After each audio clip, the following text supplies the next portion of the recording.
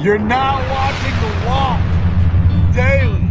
Today in news, Elizabeth Warren is getting upset that the people who are supposed to be getting the cannabis licenses aren't, and instead, giant companies like Amazon are swooping in and taking the whole thing. So what she's saying is we gotta make sure there's provisions to legalize cannabis and make sure the people who are making the money in cannabis are people who don't have any money, not Amazon who already has all the money.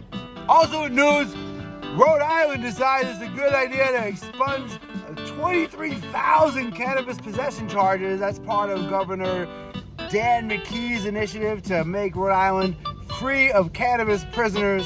What they're not able to do though is take the folks who have been only charged with cannabis possession and expunge the records of that charge.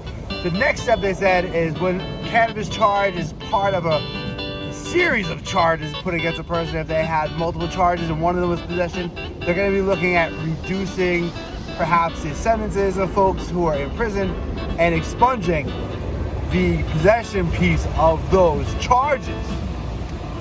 Also in news, Australia is looking at shutting down all of their logging industry in Victoria, which is a terrible idea because of what's called the Paris Agreement.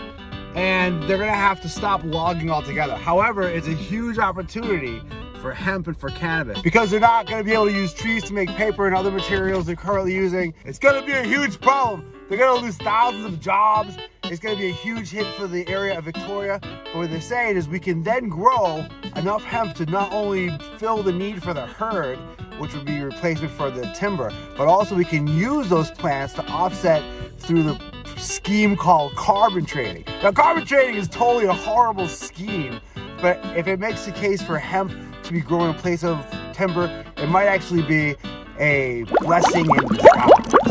Thanks for watching The Walk.